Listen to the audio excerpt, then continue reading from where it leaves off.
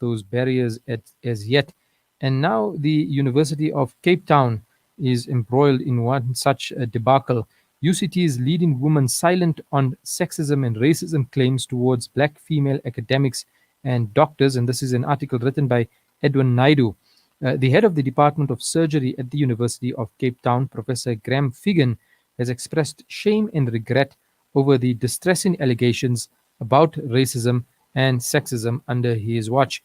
I'm joined now online by Mr. Khaya Xaba. He's of the union NEHAWU, the spokesperson there, to talk to us about victimization and discrimination of black postgraduates at the joint platform that is UCT and now Groote Schuur Hospital as well. Good morning, sir. Welcome to the program.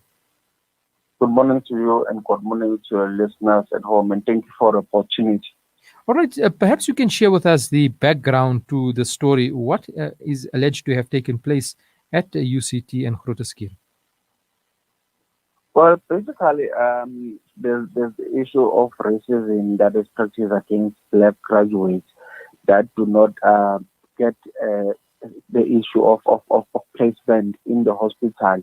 So you find that mostly they prefer white graduates. I don't know. I think it's an issue of saying that the black graduates maybe are not competent enough, are not going to add any value in the healthcare system, which is worrisome because I think considering the fact that there's a big shortage in terms of medical personnel in the country, even before the outbreak of the coronavirus. So we would have needed more healthcare professionals, regardless of their color or their creed or their gender. Just as long as you're a qualified doctor and you're willing to serve, then people should be taken. So it sort of undermines our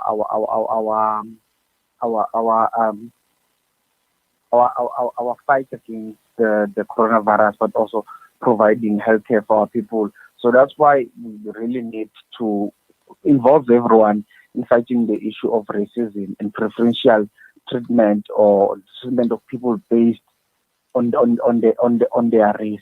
So that's why we're going to fight very hard, especially at UCT, which has a history of racism and preferential treatment for certain races. Mm-hmm. Now, when you say you are going to, double up your efforts to eradicate racism, what exactly, on a practical level, is the union now doing? What can we look forward to, or how can people, if they'd like to lend support, they'd know what they could participate in? Well, basically, for starters, we're organizing a march that will be directed to UCT and Groote Schuur, but also involve the Minister of Health and the Minister of Higher Education and Training, because we believe that their intervention will go a long way in dealing with this issue, because it can be that 26 years into our nascent democracy, we still have such incidents, and we still have people who still believe that one race is much more superior than the other, and that one race can do things better than the other. So at a practical level, so that's what we're playing the issues of marches. But over and above that, we want to work with other stakeholders in organizing seminars as sort of creating awareness to say that we're all one people. We should all be loving each other. So hoping through those seminars we'll be able to speak to people's consciousness, but also create a sort of an education system that says everyone is equal, everyone is the same, and the one person can do what the next person can do. So we want to ensure that we speak broadly a message that speaks to this in the country. So we'll also run concurrently to that an education campaign throughout social media, the print media, run adverts, just to spread the message that racism is like a cancer that is away in our country, because now we can't have enough doctors, for instance, in our healthcare system, because they have been chosen based on the color of their skin.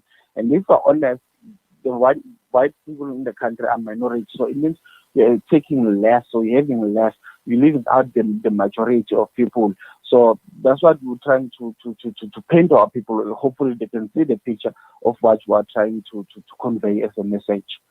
Now, UCT, in the article by Mr. Edu Naidu, he notes that they proudly claim to be one of a handful of universities in the world that has worked a woman-led executive team, and they've got several women that make up the university's team of deans and executive directors. However, he also talks about academics being afraid to speak openly in fear of intimidation, and that one senior professor said on the condition of anonymity that there was no appetite by the university to act against the long practiced racism in the Faculty of Health Sciences. And from what you're saying, this is pretty much what the situation looks like, allegedly. Look, like I said, in answering your first question, we don't believe that there's much appetite by UCT to deal with the issue of racism.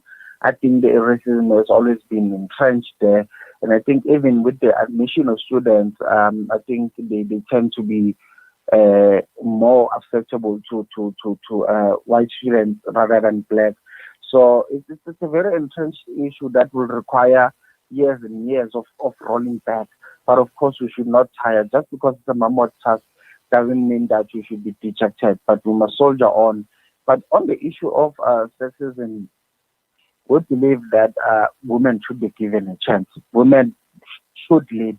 I mean, it's very disheartening to see many leadership roles being occupied by men, many panels in any seminars or talks. You find that it's all male, and the woman's voice is suppressed. So it's important then that is also inculcated at the education level. While that these coming students, they're at the university, they start to inculcate in them that women also do have to lead. Women are equal to their male counterparts, and they do have a huge role to play in society.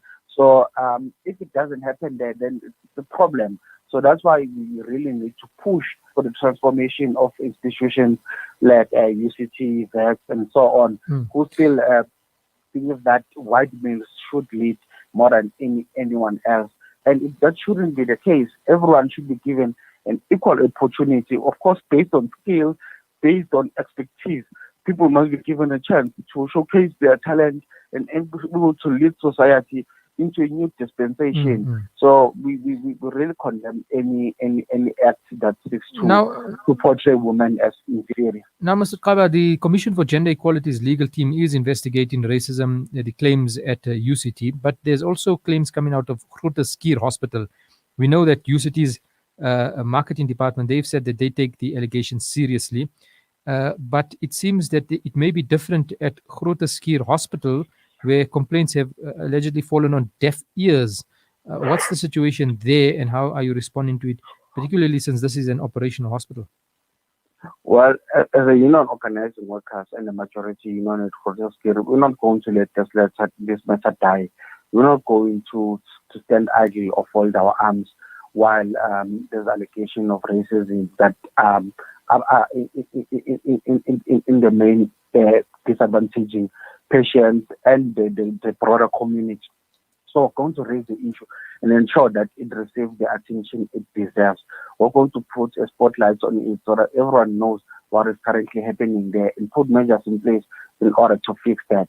But as for UCT, we're tired in this country of commissions of inquiries or people saying that they're looking to things and then nothing happens. We want results. We want to see those who have transgressed facing the long arm of the law, facing disciplinary processes, facing punitive measures.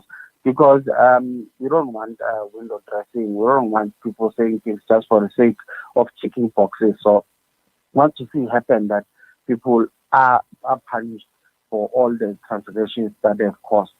Mr. Khaya Xaba of NEHAWU, thank you so much for joining us this morning and for sharing that important information. You go well, sir. Have a wonderful day. Shimmer, sparkle, captivate. Nothing less than a masterpiece.